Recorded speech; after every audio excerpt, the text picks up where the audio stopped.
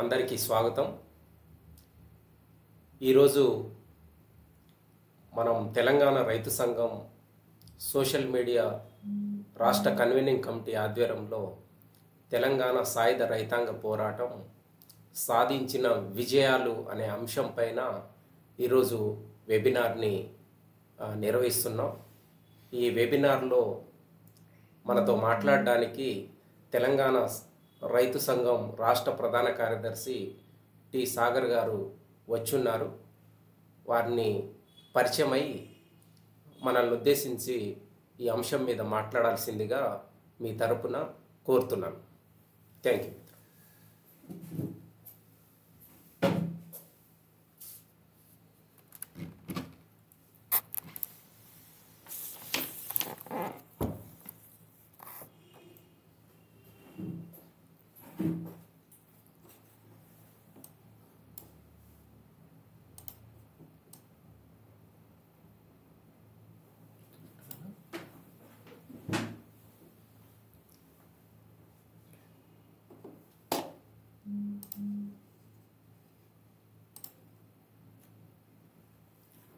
వీర తెలంగాణ సాయుధ రైతాంగ పోరాట వార్షికోత్సవాలు ఈ నెల 10వ తేదీ నుంచి 17వ తేదీ వరకు నిర్వహించాలని తెలంగాణ రైతు సంఘం నిర్ణయించింది.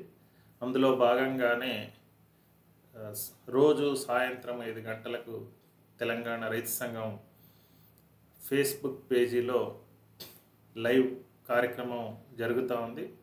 ఈరోజు వీర తెలంగాణ సాయుధ రైతాంగ పోరాటం సాధించిన విజయాల మీద ముఖ్యమైనటువంటి అంశాలు సోషల్ మీడియాలో వీక్షిస్తున్నటువంటి వీక్షకులకు అందరికీ కూడా తెలియజేసే దానికోసం ప్రయత్నం చేస్తాం. వీర తెలంగాణ సాయుధ రైతాంగ పోరాటం గురించి ఈరోజు మొత్తం తెలంగాణ రాష్ట్రంలోనూ అదే రకంగా దేశవ్యాప్తంగానూ అనేక రకాల చర్చలు జరుగుతున్నాయి.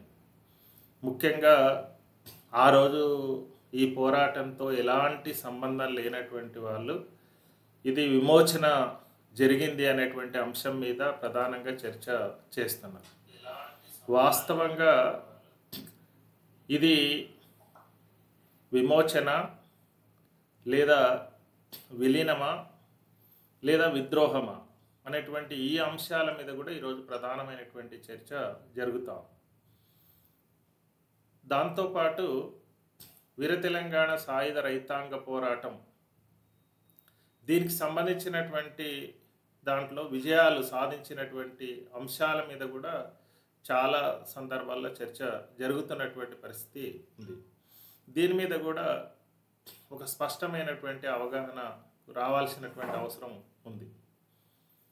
మొదటి అంశం ఏంటంటే, ఈ ప్రాంతంలో ఆ రోజు ఉన్నటువంటి నైజాం సంస్థానం ఏదైతే ఉందో ఈ సంస్థానానికి సంబంధించినటువంటి విషయంలో ప్రత్యేకంగా భారతదేశంలో విలీనం కావడానికి సిద్ధం కానటువంటి పరిస్థితి.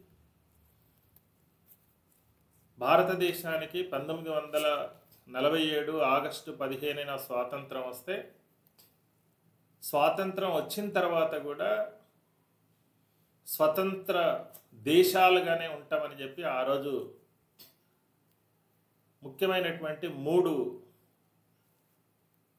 ప్రాంతాలు నిర్ణయం తీసుకున్నాయి. అందులో ఇప్పుడు కాశ్మీర్ కావచ్చు, జూనాగఢ్ కావచ్చు, హైదరాబాద్ కావచ్చు, అట్లా ఉన్నటువంటి దాంట్లో కూడా ఒక ముఖ్యమైనటువంటిది పెద్దది హైదరాబాదు సంస్థానం. దీనికి సంబంధించినటువంటి విషయంలో ఇక్కడ ఉన్నటువంటి ప్రత్యేకతలు, మొత్తం ఒకవైపు రాజు ముస్లింగా ఉండి పరిపాలన చేస్తున్నటువంటి పరిస్థితి, అదే సందర్భంలో ఈ ప్రాంతం అంతా కూడా జమీందారులు, జాగీరుదారులు, దేశముఖులు ఒక తీవ్రమైనటువంటి అణిచివేతని కొనసాగిస్తున్నటువంటి సమయం. అందుకనే ఈ అణిచివేతకు వ్యతిరేకంగా జమీందారులు, జాగీరుదారుల యొక్క దౌర్జన్యాలకు వ్యతిరేకంగా ప్రజల్లో ఉన్నటువంటి అసంతృప్తి, దాన్ని కదలికలోకి తీసుకొని రావడానికి ఆంధ్ర మహాసభ ప్రయత్నం చేసింది. ఆంధ్ర మహాసభ అంటే ముఖ్యంగా ఉన్నటువంటి అంశాలలో ఆ రోజు అత్యధిక మంది ప్రజానీకం ఈ ప్రాంతంలో, ఇప్పుడున్నటువంటి తెలంగాణ ప్రాంతంలో అత్యధిక మంది ప్రజానీకం తెలుగులో మాట్లాడేటువంటి వాళ్ళు. కానీ అధికారికంగా ఉన్నటువంటి భాష మాత్రం ఉర్దూలో, చదువు కానీ లేదా అధికారికమైనటువంటి నిర్ణయాలు కానీ అన్నీ కూడా ఉర్దూలో జరుగుతున్నటువంటి పరిస్థితి ఉంది. దానికి వ్యతిరేకంగా మొదటగా వచ్చినటువంటి ఉద్యమం తెలుగు నేర్చుకోవాలి, తెలుగు చదువుకోవాలి అనేటువంటి ఉద్దేశంతో వచ్చినటువంటి ఒక తిరుగుబాటు, వ్యతిరేకత ఏదైతుందో అది ప్రారంభంలో వచ్చినటువంటి ముఖ్యమైనటువంటి అంశం. అందులో మనం గనక గమనించినప్పుడు పత్రికల కాడి నుంచి మొదలు పెడితే అనేక అంశాల్లో ఒక స్పష్టమైనటువంటి మార్పు మనకు కనబడుతుంది. అందులో గోల్కొండ పత్రిక 1922లోనే సురవరం ప్రతాపరెడ్డి నాయకత్వంలో గోల్కొండ పత్రికని ప్రారంభించారు. అదే రకంగా విద్యా సంస్థల్ని కూడా 1901 నుండే ప్రత్యేకంగా విద్యాలయాలు, తెలుగులో బోధించేటువంటి విద్యాలయాలు అధికారికంగా లేవు కాబట్టి ఆ విద్యాలయాలను నిర్వహించేటువంటి కార్యక్రమం కూడా ప్రారంభం అయింది. అదేవిధంగా ఆంధ్ర మహిళా సభ 1930లోనే వచ్చినటువంటిది మనకు స్పష్టంగా కనబడుతుంది. తర్వాత కాలంలో ఆంధ్ర మహాసభ క్రమక్రమంగా చదువుని చెప్పడం, చదువు నేర్పించడంతో పాటు ప్రజా సమస్యల మీద కూడా పనిచేయడం అనేటువంటిది ప్రారంభమైంది. 1944 భువనగిరిలో జరిగినటువంటి సభకు వచ్చేటప్పటికి రైతాంగం కూడా పెద్ద ఎత్తున ఈ సభలో చేరి సంఘంగా ఆ రోజునటువంటి ప్రజానీకానికి సంఘంగా పరిచయమైనటువంటి ఆంధ్ర మహాసభలో అనేక మంది రైతాంగం కూడా దీంట్లో చేరి పనిచేయడం అనేటువంటిది ప్రారంభమైంది.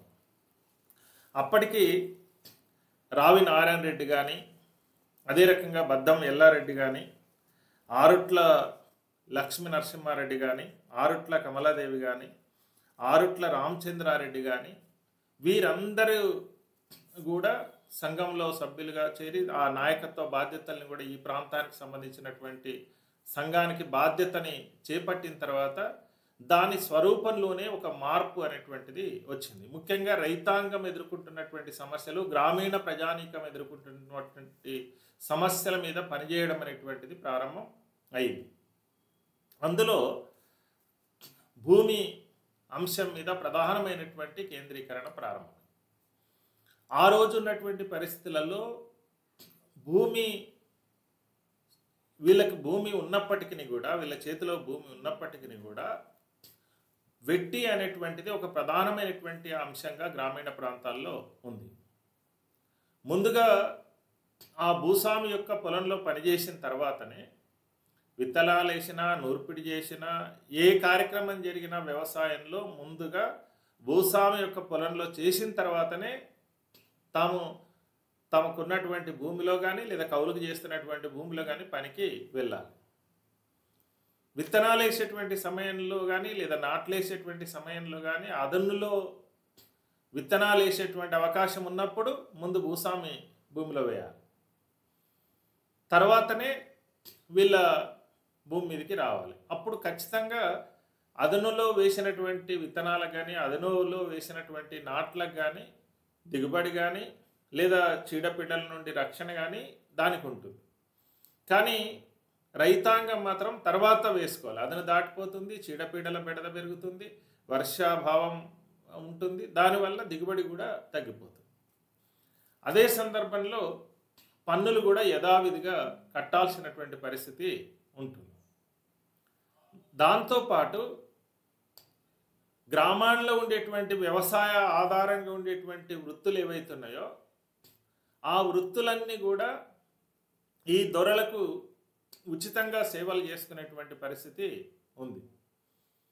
ఇప్పుడు ఉచితంగా బట్టలు ఉతకాలి, ఉచితంగా క్షౌరం చేయాలి, ఉచితంగా కుండలు ఇవ్వాలి, ఉచితంగా వ్యవసాయానికి కావాల్సినటువంటి కర్రు కానీ మిగతా సామాగ్రి కానీ లేదా వడ్రంగి అయితే కనుక నాగళ్ళు వీటన్నిటిని కూడా ఫ్రీగా చేసి ఇవ్వాలి.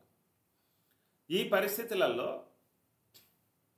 అదే సందర్భంలో ఇతర కొన్ని వృత్తులు ఉన్నాయి. ఇప్పుడు గొర్రెలు మేకలు చేసేవాళ్ళు, వాళ్ళు ఫ్రీగా గొర్రెలు కానీ మేకలు కానీ వాటన్నిటిని ఫ్రీగా ఇవ్వాలి. లేదు గీత కార్మికులు ఉన్నారు, వాళ్ళు కళ్ళు ఉచితంగా ఇవ్వాలి. ఈ రకంగా ఒకవైపు రైతాంగము, మరోవైపు చేతి వృత్తుల వారు పూర్తిగా వెట్టి చాకిరీ చేసేటువంటి పరిస్థితి ఆ రోజు గ్రామీణ ప్రాంతాల్లో ఉంది. దీని మీద ఒక తీవ్రమైనటువంటి అసంతృప్తి రైతాంగంలో, ప్రజానీకంలో ఉంది. సంఘం ఆ బాధ్యతని తీసుకున్నది. ఆ బాధ్యతని తీసుకొని గ్రామీణ ప్రాంతాల్లో ప్రజానీకానికి కనీస అవగాహన కల్పించేటువంటి కార్యక్రమం, కనీస చైతన్యాన్ని కల్పించేటువంటి కార్యక్రమం, అక్షరాస్యతని అభివృద్ధి చేసేటువంటి కార్యక్రమము ఈ కాలంలో ప్రారంభం అయింది. దీంట్లో అత్యధికమైనటువంటి సమస్యలు ఎదుర్కొంటున్నటువంటి ప్రజానీకం ఎవరైతే ఉన్నారో అందులో ముఖ్యంగా రైతాంగము సంఘం చెప్పినటువంటి విషయాల మీద అవగాహన కల్పించుకొని దీని మీద ఉద్యమాల్లోనికి, పోరాటాల్లోనికి రావడం అనేటువంటిది ప్రారంభం అయింది. అందుకని ఈ వెట్టి చాకిరికి వ్యతిరేకంగా అదే సందర్భంలో భూమి మీద హక్కుల కోసం ఈ పోరాటం ప్రారంభమైంది. మరోవైపు మహిళల మీద ఒక తీవ్రమైనటువంటి వేధింపులు అనేటువంటివి ఆ కాలంలో జరిగినాయి. ఈరోజు కనీసం రైతాంగం పోరాటాలతో పాటు ఈ కనీసమైనటువంటి హక్కులు లేకుండా, స్వేచ్ఛ లేకుండా వాళ్ళ మీద తీవ్రమైనటువంటి ఒత్తిడి చేస్తున్నటువంటి పరిస్థితి ఉంది. మహిళలు మీద అనేక రకాలుగా అత్యాచారాలు, జమీందారులు, జాగీర్దారులు ఒక తీవ్రమైనటువంటి దాడిని కొనసాగించారు. మీరు చూస్తే కనీసం పాలిచ్చే తల్లులకు కూడా పాలిచ్చేటువంటి అవకాశం కూడా లేకుండా చేసినటువంటి పరిస్థితి మనకు కనబడుతుంది. దాని మీద కూడా ఒక తీవ్రమైనటువంటి వ్యతిరేకత, మహిళలు కూడా ఈ పోరాటంలో ఉధృతంగా పాల్గొనే దానికోసం అవకాశాన్ని కల్పించి, అదే సందర్భంలో ఒక్క ప్రాంతానికే పరిమితం కాకుండా ఈ నైజాం తెలుగు ప్రాంతం ఏదైతుందో ఆ ప్రాంతం అంతటి కూడా క్రమక్రమంగా ఉద్యమం అనేటువంటిది విస్తరించడం ప్రారంభమైంది.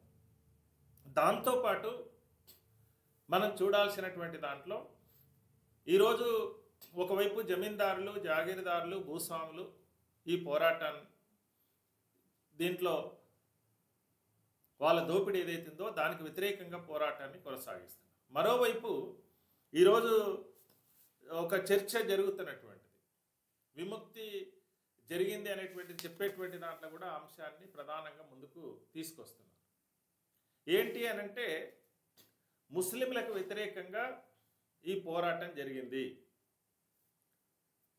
ముస్లింలకు వ్యతిరేకంగా ఎవరు చేశారు ఈ పోరాటం అని అంటే హిందువులు ఈ పోరాటాన్ని కొనసాగించారు.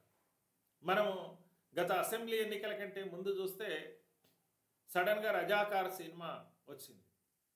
దాంట్లో ఈ ప్రాంతంలో ఈ రకమైనటువంటి ఉద్యమం జరిగింది, ముస్లిం రాజుకు వ్యతిరేకంగా పోరాటం జరిగింది, హిందువులు ఈ పోరాటంలో ప్రధానమైనటువంటి భూమికని పోషించారనేటువంటి అంశాన్ని ప్రజానీకంలో ఒక గందరగోళాన్ని సృష్టించేటువంటి దానికోసం ప్రయత్నం చేశారు. అంటే మత విభజనని ప్రజానీకంలో నాటేదానికోసం ప్రయత్నం చేస్తున్నారు. అంటే ఆ పోరాటం యొక్క వాస్తవాలని ఈరోజు వక్రీకరించి ప్రజల ముందు ఉంచేదానికోసం ప్రయత్నం చేస్తున్నారు. దీన్ని కూడా మనం గ్రహించాల్సినటువంటి అవసరం ఉంది. ప్రధానంగా రాజు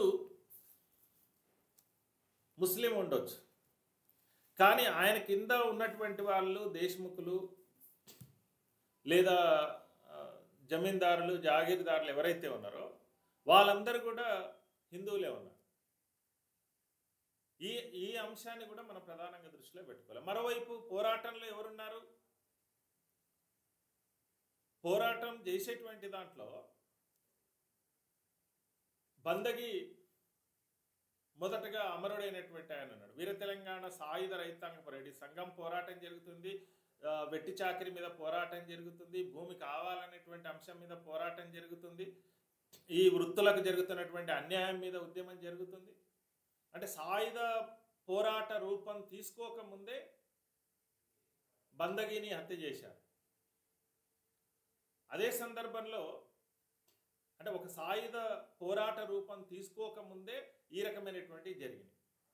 మరోవైపు సోయబుల్లా ఖాన్ ఒక రచయిత, పత్రికల్లో వ్యాసాలు రాసి వాస్తవాలని, ప్రజల మీద జరుగుతున్నటువంటి దౌర్జన్యాలు, దోపిడీ గురించి రాస్తున్నటువంటి సోయబుల్లా ఖాన్ ఎవరు? ముస్లిం. ఆ సోయబుల్లా ఖాన్ని హత్య చేశారు. అంటే మనం గ్రహించాల్సింది ఏంటంటే వీర తెలంగాణ సాయుధ రైతాంగ పోరాటంలో హిందూ ముస్లింల గొడవ కాదు, ఒక రాజుకు వ్యతిరేకంగా లేదా ఆయన కింద ఉన్నటువంటి జమీందారులు జాగీర్దారులకు వ్యతిరేకంగా, దోపిడీకి వ్యతిరేకంగా, పీడనకు వ్యతిరేకంగా, భూమి సమస్య మీద, వెట్టి చాకిరి మీద, ప్రజల మీద జరుగుతున్నటువంటి దౌర్జన్యాల మీద, దోపిడీ మీద, మహిళల మీద జరుగుతున్నటువంటి దోపిడీ మీద, అన్యాయం మీద జరిగినటువంటి పోరాటం.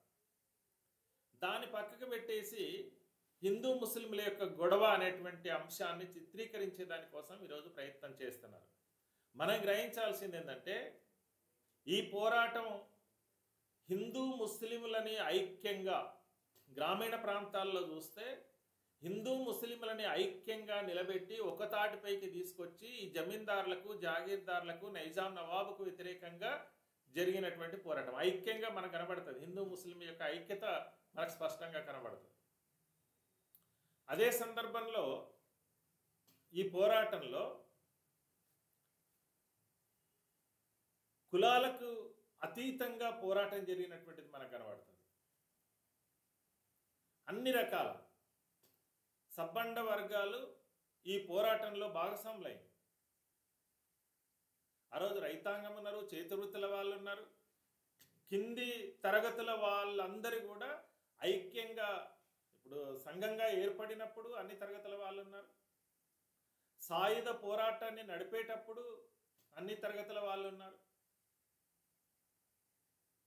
కాబట్టి ఈ రైతాంగ పోరాటం అనేటువంటిది వివక్ష, అంటరానితనము అనేటువంటి అంశాన్ని కూడా దాన్ని పక్కన పెట్టేసి అందరూ కలిసి దళాలుగా ఏర్పడి ఈ జాగీర్దారులు, జమీందారులు ఎవరైతే ఉన్నారో వీళ్ళ యొక్క అరాచకాలకు వ్యతిరేకంగా జరుగుతున్నటువంటి పోరాటంలో కులానికి అతీతంగా కూడా ఐక్యమైనటువంటి పరిస్థితి మనకు స్పష్టంగా కనబడతాం.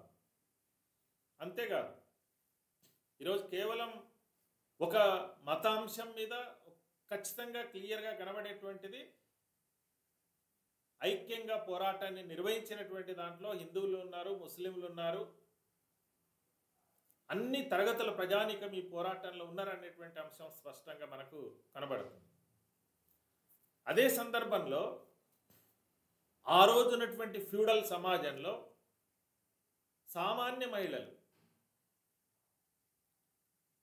సామాన్యమైనటువంటి మహిళలు కూడా తెగించి పోరాటంలో ముందుకురికి దళాలకు నాయకత్వం వహించినటువంటి పరిస్థితి కూడా మనకు స్పష్టంగా కనబడుతుంది. ఇప్పుడు ఐలమ్మ, వీరనారి ఐలమ్మ ఒక సాధారణమైనటువంటి మహిళ, తను వృత్తి చేస్తూనే వ్యవసాయం చేస్తున్నటువంటి మహిళ. ఆ మహిళ యొక్క పంటని తీసుకోవడానికి వచ్చినప్పుడు తెగించి తిరగబడింది. తిరగబడినటువంటి ఐలమ్మకు అండగా మొత్తం సంఘము, ఇప్పుడు భీమిరెడ్డి నరసింహారెడ్డి గారి లాంటి వారి నాయకత్వంలో ప్రత్యక్షంగా ఆ పోరాటానికి, ఆ పంటని కాపాడుకోవడానికి, ఆ ఉద్యమంలోనికి అక్కడ సాధారణమైనటువంటి ప్రజానీకం, సాధారణమైనటువంటి మహిళలు చేస్తున్నటువంటి పోరాటానికి అండగా నిలబడడానికి అక్కడ దళాలు, సంఘము రావడం జరిగింది. అంటే దీంట్లో మనకు స్పష్టంగా కనబడుతుంది ఏంటంటే ఒక సాధారణమైనటువంటి మహిళని కూడా ఈ పోరాటంలో రాటుదేల్చినటువంటి చరిత్ర మనకు కళ్ళ ముందు కనబడుతుంది. అదే సందర్భంలో రైతు కుటుంబాల నుంచి వచ్చినటువంటి మహిళలు కూడా ఈ పోరాటంలో మనకు స్పష్టంగా కనబడతారు. అందులో మన ఐలమ్మ సాధారణమైనటువంటి మహిళల నుంచి పోరాటంలోకి వస్తే, రైతు కుటుంబాల నుంచి పోరాటంలోకి వచ్చినటువంటి వాళ్ళలో మొన్నటి దాకా ఉన్నటువంటి మల్లు స్వరాజ్యం గారు మనకు స్పష్టంగా మన ముందు కనబడతారు. అదే రకంగా ఆరుట్ల కమలాదేవి గారు మనకు కనబడతారు. జీవిత చరమాంకం వరకు ఎర్రజెండా కోసం ఆ రోజు జరిగినటువంటి పోరాటంలో భాగస్వాములుగా ఉన్నటువంటి జీవిత చరమాంకం వరకు ప్రజల తరపున నిలబడ్డటువంటి పరిస్థితి మనకు కనబడుతుంది. అంటే ఒక సాధారణమైనటువంటి మహిళల్ని ఒక నాయకులుగా తర్వాత కాలంలో కూడా వాళ్ళు ప్రజల తరపున నిలబడేటువంటి ఒక చారిత్రాత్మకమైనటువంటి పోరాటంలో అక్కడ జరుగుతున్నటువంటి అనేక రకాల నిర్బంధాలను ఎదిరించి మహిళల్ని చైతన్యవంతం చేసి వారందరినీ కూడా పోరాటంలోకి నడిపించేటువంటి నాయకులు కూడా రూపుదిద్దుకున్నారు. మహిళల్ని కూడా పోరాటంలోకి తీసుకొచ్చేసి నాయకత్వం వహించే విధంగా తయారు చేసినటువంటిది ఈ పోరాటం. ఆ తదనంతర కాలం కూడా వాళ్ళు ఈ పోరాటంలో కొనసాగినటువంటి పరిస్థితి మనకు స్పష్టంగా కనబడుతుంది. అంతేకాదు మహిళల్ని పోరాటంలోకి తీసుకురావడమే కాదు, ఒకవైపు ఈ పోరాటం భూమిని ఎజెండా మీదకి తీసుకొచ్చినటువంటి ఏదైతే ఉందో ఆ భూ సమస్యని చివరికంట దాన్ని పరిష్కారం చేసేటువంటి దిశగా కూడా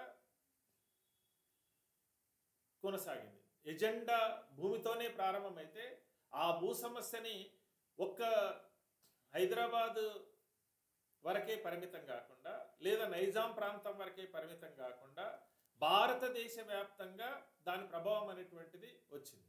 ఆ రోజు పోరాటం ప్రారంభమైనప్పుడే భూమిని జమీందారుల నుంచి జాగీర్దారుల నుంచి తీసుకొని దాదాపు 10 లక్షల ఎకరాల భూమిని ప్రజానీకానికి పంపిణీ చేసింది. అప్పుడే పోరాటం జరుగుతున్నటువంటి కాలంలో ఆ పంపిణీ చేసినటువంటి భూమి ప్రధానమైనటువంటి ఎజెండాగా ఉంది కాబట్టి దాన్ని తర్వాత కాలంలో కూడా ఎవరు అధికారంలో ఉన్నా పాలకులుగా వచ్చినా దాని మీద ఒక ప్రత్యేకమైనటువంటి దృష్టి పెట్టి దాన్ని పరిష్కారం చేయాలనేటువంటి ఆ రకంగా పాలకుల మీద ఒత్తిడి తీసుకురావడానికి కూడా ఈ పోరాటం తోడ్పడింది. ఆ రోజున భూమిని పంచడమే కాదు, పోరాట విరమణ తర్వాత కూడా ముఖ్యమైనటువంటి భూమికి సంబంధించినటువంటి సంస్కరణలు అనేటువంటివి తీసుకురావడం జరిగింది. అందుకనే మొత్తం భారతదేశం వ్యాప్తంగానే భూమిని పంపిణీ చేయాలనేటువంటి ఒక నిర్ణయాన్ని తీసుకున్న తర్వాత వినోబా భావే వచ్చి ఇక్కడి నుంచే భూమి పంపిణీ అనేటువంటిది ప్రారంభమైంది. ఇప్పుడు మనకు హైదరాబాద్ నుంచి విజయవాడ వెళ్తున్నటువంటి రూట్లో రామోజీ ఫిల్మ్ సిటీ దాటిన తర్వాత భూదాన్ పోచంపల్లి అక్కడి నుంచే ఆ రోజు భూ పంపిణీ అనేటువంటిది ప్రారంభం అయింది. అంటే మిగులు భూములు సీలింగ్ చట్టం, భూమికి ఇంత సీలింగ్ ఉండాలి, ఇంతకంటే భూమి అదనంగా ఉండడానికి వీల్లేదు, అదనంగా ఉన్నటువంటి భూమిని అన్నింటినీ తీసుకోవాలనేటువంటిది ఒక సీలింగ్ చట్టాన్ని సాధించింది ఈ పోరాటం. అంతే కదా, సీలింగ్ వచ్చింది, భూమిని మిగిలిన భూములన్నింటినీ పంపిణీ చేయడం అనేటువంటిది ఇక్కడే కాదు మొత్తం భారతదేశ వ్యాప్తంగా కూడా భూమిని ఒక ఎజెండా మీదకి తీసుకొచ్చినటువంటి పోరాటం. అంతేకాదు కౌలు చేస్తున్నటువంటి వాళ్ళకు భూమికి యజమాని ఉంటున్నాడు, కానీ ఆ యజమాని భూమినంతా సాగు చేసేటువంటి అవకాశం లేదు. కౌలు చేసే వాళ్ళు ఉన్నారు, కౌలు చేసేటువంటి వాళ్ళకు రక్షణ కావాలి. ఆ రక్షణ కావాలని చెప్పి ఈ పోరాటం డిమాండ్ చేసింది. పోరాటం అనంతరం, పోరాట విరమణ అనంతరం లేదా హైదరాబాదు సంస్థానం భారతదేశంలో విలీనమైన తర్వాత 1950లో వచ్చినటువంటి చట్టం రక్షిత కౌలుదారి చట్టం. రక్షిత కౌలుదారి చట్టం అంటే కౌలుదారులకు రక్షణ కాదు, భూమి మీద హక్కులు కల్పించింది. ఆ రోజు వచ్చినటువంటి చట్టం ప్రకారము ఎవరికైనా ఈ రోజు కూడా సర్టిఫికేట్ ఉంటే, రక్షిత కౌలుదారి చట్టం ప్రకారము 38E సర్టిఫికేట్ కనుక ఉంటే భూమి మీద 60% హక్కులు వస్తాయి. 10 ఎకరాల మీద ఈయనకు హక్కులు ఉంటే, ఆ సర్టిఫికేట్ ఉంటే యజమానికి 4 ఎకరాలు వెళ్తుంది. అదే సందర్భంలో కౌలుదారునికి రక్షిత కౌలుదారి చట్టం ప్రకారం కనుక సర్టిఫికేట్ ఉంటే ఆయనకు 6 ఎకరాల భూమి వస్తుంది. అంటే 60% భూమి మీద హక్కులు ఉండే విధంగా ఆ రోజు చట్టాన్ని అనివార్యంగా ఇష్టాయిష్టాలతో సంబంధం లేకుండా ఆ రోజు ఉన్నటువంటి పాలకులు తీసుకొని రావాల్సినటువంటి పరిస్థితి కల్పించింది అనేటువంటి అంశాన్ని మన దృష్టిలో పెట్టుకోవాలి. దాని ప్రభావం తదనంతరం కూడా భూ సంస్కరణలు, భూమి పంపిణీ, ప్రభుత్వ భూములు, మిగులు భూములు, అటవీ భూములు, బంజరు భూములు, ఎవరైతే భూమి లేనటువంటి పేదలు ఉంటారో వాళ్ళకు పంపిణీ చేసేటువంటి కార్యక్రమం తీసుకోవడం జరిగింది. ఇది ఒక ముఖ్యమైనటువంటి అంశం. ఆ రోజు వీర తెలంగాణ సాయుధ రైతాంగ పోరాటం సాధించినటువంటి విజయాలు. అంతేకాదు ఆ రోజుల్లోనే ప్రత్యేకంగా గ్రామ స్వరాజ్యాలను ఏర్పాటు చేసుకోవడం జరిగింది. గ్రామ స్వరాజ్యాలు 3000 గ్రామాలలో గ్రామ స్వరాజ్యాలు ఏర్పాటు చేసుకోవడం జరిగింది. అక్కడే అన్ని పరిపాలన, అక్కడ ఆ గ్రామానికి అవసరమైనటువంటి వసతులు, ఉమ్మడిగానే ఆ గ్రామానికి అవసరమైనటువంటి అన్ని రకాల సౌకర్యాలను కల్పించుకునేటువంటి కార్యక్రమం ప్రారంభమైంది. అంటే తమ గ్రామాన్ని ఏ రకంగా ఒక ప్రజాస్వామ్యయుతంగా లేదా ఆ భూస్వామి నిర్ణయానుసారం జరిగినటువంటి పరిస్థితి నుంచి అన్ని తరగతులకు చెందినటువంటి వాళ్ళు సంఘంగా ఏర్పడిన తర్వాత ఆ గ్రామంలో ఉండేటువంటి భూమితో సహా అన్ని రకాల వనరులు వాటన్నిటిని ఏ రకంగా పంపిణీ చేయాలి అనేటువంటిది కూడా ఒక ప్రజాస్వామ్యయుతంగా చర్చించుకొని నిర్ణయాలు తీసుకునేటువంటి ప్రక్రియ అక్కడ ప్రారంభమైంది. ఆ తర్వాత వామపక్షాలు అధికారంలోకి వచ్చినటువంటి రాష్ట్రాలలో గ్రామ పంచాయతీ ఎన్నికలు, స్థానిక సంస్థల ఎన్నికలు అనేటువంటివి రెగ్యులర్గా నిర్వహించడం అనేటువంటిది ప్రారంభమైంది. ఆ తర్వాతనే కాంగ్రెస్ ప్రభుత్వం 73-74 రాజ్యాంగ సవరణలు తీసుకురావడం జరిగింది. లేకపోతే గతంలో చూస్తే గ్రామ పంచాయతీ ఎన్నికలంటే 7 ఏళ్ళు, 8 ఏళ్ళు, 10 ఏళ్ళు, 11 ఏళ్ళు కూడా ఉన్నటువంటి తర్వాత జరిగినటువంటి మనకు కనబడతాయి. కానీ పునాదిని మాత్రం ఇక్కడ వేసింది. తదనంతరం వామపక్షాల అధికారంలో ఉన్నటువంటి రాష్ట్రాలలోనే వీటిని ప్రధానంగా ముందుకు తీసుకొచ్చారు. అది అంటే రాజ్యాంగ సవరణ చేసి స్థానిక సంస్థలకు హక్కుల్ని కల్పించారు. నీరుగార్చేదాని కోసం ప్రయత్నం చేస్తున్నటువంటివి చాలా చోట్ల ఉంది, కేంద్రం చేస్తుంది, రాష్ట్ర ప్రభుత్వాలు చేస్తున్నాయి. కానీ ఒక ఎజెండా మీదకి స్థానిక పరిపాలన అనేటువంటి అంశాన్ని కూడా తీసుకొచ్చినటువంటిది వీర తెలంగాణ సాయుధ రైతాంగ పోరాటం అనేటువంటిది స్పష్టంగా మనకు కనబడుతుంది. అదే సందర్భంలో మనకు స్పష్టంగా కనబడుతున్నటువంటి దాంట్లో ఈరోజు ఇంకొక ముఖ్యమైనటువంటి అంశం కనుక మనం చూసినప్పుడు, ఇది ఇప్పుడు బీజేపీ వాళ్ళు ప్రచారం చేస్తున్నటువంటి అంశం ఏదైతుందో ఇది విముక్తి జరిగింది అనేటువంటిది. ఈ పోరాటం ఇంత ఉధృతంగా జరుగుతున్నటువంటి పోరాటము 1946 సెప్టెంబర్ 11న ప్రారంభమైనటువంటి సాయుధ రూపం తీసుకున్నటువంటి పోరాటం ఏదైతుందో దొడ్డి కొమరయ్య వీర మరణం తర్వాత ఈ సాయుధ పోరాటం అనేటువంటిది కంటిన్యూగా కొనసాగి అనివార్యంగా నైజాం సర్కారు, నైజాం ప్రభుత్వం అనేటువంటిది కూలిపోయి ప్రజల చేతుల్లోనికే అధికారం.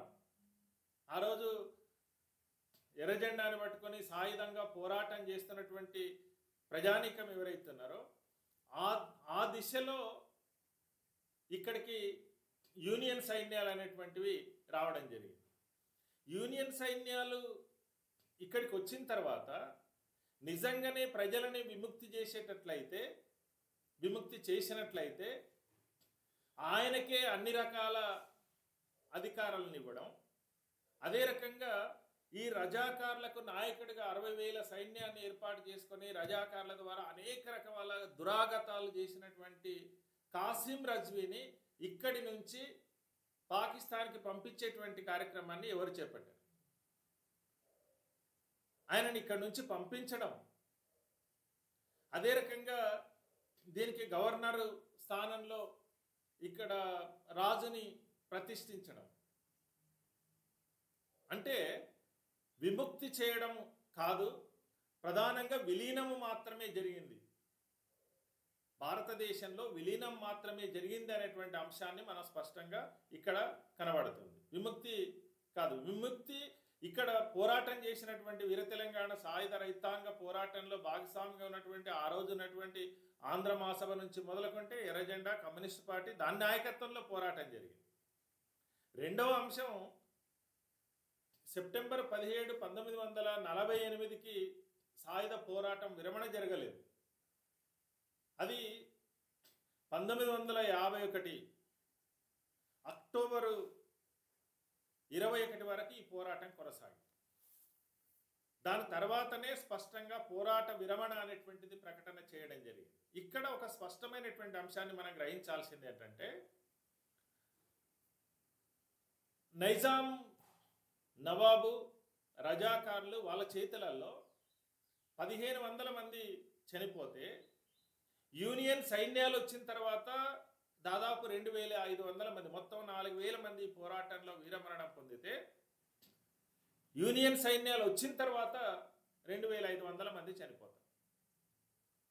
యూనియన్ సైన్యాలు వచ్చిన తర్వాత ఎవరి పక్షాన నిలబడ్డాయి అనేటువంటి అంశాన్ని కూడా మనం చూడాలి. ఆ రోజు జమీందారులు జాగీర్దారులుగా ఉన్నటువంటి వాళ్ళు ఎవరైతే ఉన్నారో, ఈ పోరాటం కొనసాగుతున్నటువంటి సమయంలో గ్రామాలను వదిలేసి పారిపోయి వచ్చినటువంటి వాళ్ళు ఎవరైతే ఉన్నారో వాళ్ళందరినీ మళ్ళీ తిరిగి గ్రామీణ ప్రాంతాల్లోనికి తీసుకెళ్ళి అక్కడ వాళ్ళని నిలబెట్టే దానికోసం ప్రయత్నం చేశారు. ఆ క్రమంలో సాయుధ పోరాటాన్ని విరమించాలా కొనసాగించాలా అనేటువంటి అంశం మీద కూడా ఒక తీవ్రమైనటువంటి చర్చ జరిగినటువంటి పరిస్థితులలో ఈరోజు యూనియన్ సైన్యాలు వచ్చిన తర్వాత డైరెక్ట్గా జమీందారులని జాగీర్దారులను తీసుకొచ్చి ఆ భూముల మీద ప్రతిష్ఠించే దానికోసం ప్రయత్నం చేస్తున్నారు. కానీ మనం పోరాటం సాధించినటువంటి ఎన్ని రోజులు కొనసాగించినటువంటి ఈ పోరాటం ఆ భూములని రక్షించుకోవాల్సినటువంటి బాధ్యత కూడా ఉంది. అందుకనే పోరాటాన్ని కొనసాగించారు. అందుకనే ఇప్పుడు ఆ రోజునటువంటి నెహ్రూ ప్రభుత్వం ఒక స్పష్టమైనటువంటి హామీ, ఈరోజు రక్షిత కౌలుదారు చట్టం కానీ, అదే రకంగా భూ సంస్కరణలు కానీ, వీటన్నింటినీ ఈ సీలింగ్ చట్టాన్ని కానీ వీటన్నింటినీ సాధించుకున్న తర్వాతనే, వీటన్నింటికి నిర్ణయం జరిగిన తర్వాతనే విరమణ జరిగింది. రక్షిత కౌలుదారి చట్టం వచ్చిన తర్వాత 50లో వచ్చిన తర్వాత 51లో ఈ పోరాట విరమణ అనేటువంటిది జరిగింది. అందుకని ఒక ప్రధానంగా ప్రజానీకం యొక్క సమస్యల్ని ఎజెండా మీదకి తీసుకొచ్చినటువంటి ఒక చారిత్రాత్మకమైనటువంటి పోరాటం. దీన్ని అనేక విజయాలు సాధించింది. ఒక్క అంశంలోనే కాదు, ఒక్క భూమి సమస్యనే కాదు, మత సామరస్యాన్ని కలిసి ఇప్పుడు గ్రామీణ ప్రాంతాలలో నువ్వు ఆ రోజు ఉన్నటువంటి వాతావరణం, దాన్ని ఆ రోజు నైజాం రాజు ఉన్నప్పటికీ కూడా గ్రామీణ ప్రాంతాల్లో ఈ పోరాటం యొక్క ప్రభావం, అక్కడ హిందూ ముస్లింల పండుగలు, పీర్ల పండుగ జరిగితే అది ముస్లిం పండుగలాగా గ్రామీణ ప్రాంతాల్లో భావించేటువంటి పరిస్థితి కూడా లేదు. అక్కడ అత్యధిక మంది హిందువులందరూ కూడా దాంట్లో అలా ఆడేటువంటి దాంట్లో కానీ వీటన్నిటిలో కూడా తమ పండుగగానే భావించి చేసుకునేటువంటి పరిస్థితి ఉంటుంది. హిందువులు చేసేటువంటి పండుగలలో కూడా భాగస్వాములు అవుతారు. అంటే సోదర భావంతో ఉండేటువంటి ఒక వాతావరణాన్ని, అంటే ఈ విభజన చేసినటువంటి దాన్ని సోదర భావంతో ఉండే విధంగా చేసినటువంటి అంశం కూడా దీంట్లో కనబడుతుంది. నువ్వు కుల అంశం కావచ్చు, మత అంశం కావచ్చు, మహిళల్ని సామాన్య చేతి వృత్తులు చేసుకునేటువంటి వాళ్ళని ఒక వీరోచితమైనటువంటి పోరాటంలో భాగస్వాములు చేసేటువంటి దాని కోసం కూడా ఆ పోరాటంలో విజయాన్ని సాధించినటువంటి అంశం కూడా మనకు స్పష్టంగా కనబడుతుంది. అందుకని ఈరోజు అనేక మంది ఈ పోరాటాన్ని వక్రీకరణ చేసి ప్రజల మధ్య చీలికలను తీసుకొచ్చి తాత్కాలికంగా రాజకీయంగా ప్రయోజనాలు పొందేదానికోసం కూడా ప్రయత్నం చేస్తున్నటువంటి పరిస్థితి ఉంది. వాస్తవమైనటువంటి చరిత్రని ప్రజానీకానికి అందుబాటులో ఉండాలి. అదే సందర్భంలో ఈరోజు పాఠ్యాంశాలలో కూడా సిలబస్లో కూడా ఈరోజు వీర తెలంగాణ సాయుధ రైతాంగ పోరాటం యొక్క వాస్తవాల్ని విద్యార్థులకు కూడా అందుబాటులో ఉంచాల్సినటువంటి అవసరం ఉంది. ఈ రకంగా జరిగినటువంటి చరిత్రని చరిత్రగా పరిశీలించకుండా వక్రీకరణ చేసేటువంటి ప్రయత్నం ఏదైతే ఉందో ఇది దుర్మార్గమైనటువంటిది. ఈ చరిత్ర వక్రీకరణకు వ్యతిరేకంగా ఇక్కడ తెలంగాణ ప్రాంతంలో ప్రజల మధ్య విభజన చేసి ఏ పేరుతో విభజన చేసినా కాదు, మతం పేరుతో చేసినా, కులం పేరుతో చేసినా, ఇంకా ఏ పేరుతో చేసినా ఇక్కడ ప్రజల మధ్య ఐక్యత ఉంది. ఇవి తాత్కాలికంగా రాజకీయ ప్రయోజనాల కోసం లేదా ఓట్ల కోసం విభజన చేసేటువంటి పరిస్థితి ఏదైతే ఉందో దీన్ని ఖచ్చితంగా తిప్పికొట్టాల్సినటువంటి అవసరం ఉంది. అదే సందర్భంలో ఆ రోజు వీర తెలంగాణ సాయుధ రైతాంగ పోరాటం సాధించినటువంటి విజయాలు ఏవైతే ఉన్నాయో, ముఖ్యంగా భూమి సమస్య ఏదైతే ఉందో, భూ సంస్కరణలు, భూ పంపిణీ, కౌలుదారులకు రక్షణ అనేటువంటి అంశం ఏదైతే ఉందో దాన్ని ఈరోజు నీరుగార్చేటువంటి ప్రయత్నం కొనసాగుతుంది. ముఖ్యంగా కేంద్రంలో అధికారంలో ఉన్నటువంటి ప్రభుత్వం భూమిని మళ్ళీ కేంద్రీకరణ చేసేదానికోసం ప్రయత్నం చేస్తూ ఉన్నారు. అందులో భాగంగానే ఈరోజు కొత్త కొత్త చట్టాలు తీసుకొని వస్తున్నారు. గతంలో తీసుకొచ్చినటువంటి 3 వ్యవసాయ చట్టాలు మనందరికీ తెలుసు. బడా కార్పొరేట్లని ఈ రంగంలోనికి తీసుకొచ్చేదానికోసం ప్రయత్నం చేస్తున్నారు. భూమి టైటిల్లో మార్పు అనేటువంటిది ఏదైతే ఉందో ఆ మార్పు ఎవరి ప్రయోజనాల కోసం ఈరోజు బడా కార్పొరేట్లు, స్వదేశీ విదేశీ కార్పొరేట్లు ఈ భూమిలోనికి రావడం కోసం ఈరోజు చాలా చట్టాలు ఆటంకంగా ఉన్నాయి. ముఖ్యంగా భూసీలింగ్ చట్టాలు ఆటంకంగా ఉన్నాయి. ఈరోజు కార్పొరేట్ వ్యవసాయాన్ని తీసుకొని రావడానికి వీటన్నిటిని మార్చేదానికోసం ప్రయత్నాలు జరుగుతుంది. కాబట్టి ఈరోజు వార్షికోత్సవాలు జరుగుతున్నటువంటి ఈ సందర్భంలో వీర తెలంగాణ సాయుధ రైతాంగ పోరాటం సాధించినటువంటి విజయాలు ఏవైతున్నాయో ఆ ఎజెండా, ఆ రోజు ముఖ్యమైనటువంటి భూమి ఎజెండా ఏదైతుందో అది మళ్ళీ నయా జమీందారులు తయారవుతున్నటువంటి స్థితి, చట్టాల్లో ఉన్నటువంటి చిన్న చిన్న లొసుగులను ఉపయోగించుకొని ఈరోజు నయా జమీందారులు అనేక ప్రాంతాలలో తయారవుతున్నటువంటి పరిస్థితి కూడా ఉంది. అందుకనే ఈరోజు ఈ వార్షికోత్సవాలు జరుగుతున్నటువంటి సందర్భంలో భూ సమస్య మీద మరో సమరశీలమైనటువంటి పోరాటం జరగాల్సినటువంటి అవసరం ఉంది. అదే సందర్భంలో రైతాంగానికి ఉన్నటువంటి కనీస హక్కుల్ని కూడా ఈరోజు హరించేటువంటి ప్రయత్నం జరుగుతున్నది. రైతాంగానికి ఇస్తున్నటువంటి సబ్సిడీల్లో కోత కొనసాగుతుంది. ఈరోజు ఎరువులకు ఇస్తున్నటువంటి సబ్సిడీలో కోత, సహకార సంఘాల ద్వారా రైతాంగానికి అందుతున్నటువంటి రుణాలు కావచ్చు, ఇతర అనేక సహకార కావచ్చు, వాటిన్నింటినీ నీరుగార్చే దానికోసం ఈరోజు మల్టీ స్టేట్ కోఆపరేటివ్ సొసైటీల పేరుతోన దాదాపు 100% గ్రామీణ ప్రాంతానికి అప్పులు ఇస్తున్నటువంటి ఈ సహకార వ్యవస్థను కూడా నిర్వీర్యం చేసేటువంటి ప్రయత్నం జరుగుతుంది. ఈరోజు ఫలానా అంశం అని కాకుండా విత్తనాల నుంచి మొదలుకొని పంట చేతికొచ్చేటువంటి మార్కెట్ వ్యవస్థని కూడా నిర్వీర్యం చేసేటువంటి ప్రయత్నం జరుగుతుంది. అందుకనే ఈ వీర తెలంగాణ సాయుధ రైతాంగ పోరాట వార్షికోత్సవాలు జరుగుతున్నటువంటి ఈ సందర్భంలో మళ్ళీ ఆ రోజు ఈ పోరాటం సాధించినటువంటి విజయాలు, ఆ రోజు ఆ విజయాల ద్వారా సమకూరినటువంటి సౌకర్యాలన్నింటినీ కూడా నీరుగార్చడానికి కోసం ఈరోజు ప్రయత్నం జరుగుతుంది. వాటిని కాపాడుకోవడం కోసం ఈరోజు మన ముందున్నటువంటి రైతాంగానికి వస్తున్నటువంటి ఆటంకాలు, ఇబ్బందులన్నింటినీ అధిగమించే దానికోసం మరో పోరాటానికి సన్నద్ధం కావాల్సినటువంటి అవసరం ఉంది. ఆ దిశగా రాష్ట్రంలోని ప్రజానీకం అందరూ కూడా, రైతాంగం అందరూ కూడా ఆ రకమైనటువంటి పోరాటాలకు సన్నద్ధం కావాలని చెప్పి విజ్ఞప్తి చేస్తూ నాకు ఈ అవకాశం ఇచ్చినందుకు ధన్యవాదాలు తెలియజేస్తూ సెలవు. నమస్కారం.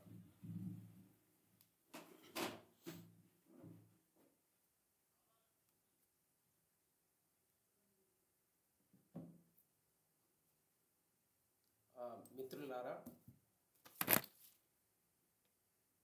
ఆనాడు వీర తెలంగాణ సాయుధ రైతాంగ పోరాటము భూమి కోసం, భుక్తి కోసం, పేద ప్రజల విముక్తి కోసం జరిగిన పోరాటాన్ని ఈరోజు బీజేపీ వక్రీకరిస్తుందని, అదే రకంగా ఆ పోరాటము ఏదో పోరాటంగానే జరగడం కాకుండా అనేక హక్కుల్ని సాధించిందని, ఆ హక్కులు ఈరోజు రైతాంగము, తెలంగాణలో ఉన్న ప్రజలు తమ నడుము మీద నిల్చొని ధైర్యంగా వ్యవసాయం సాగు చేస్తుందంటే, రాష్ట్రం ముందుకెళ్తుందంటే అది సాయుధ రైతాంగ పోరాటం చలవే అని, అదే రకంగా ఈ చరిత్రను వక్రీకరిస్తే ఎట్టి పరిస్థితుల్లో సహించమని మనకు తెలియజేసిన తెలంగాణ రైతు సంఘం రాష్ట్ర ప్రధాన కార్యదర్శి టి సాగర్ గారికి మీ తరపున, నా తరపున ధన్యవాదాలు తెలియజేస్తూ, రేపు మరొక అంశం మీద రేపు సాయంత్రం 5 గంటలకు మళ్ళీ కలుసుకుందాం. థ్యాంక్ యూ మిత్రులారా.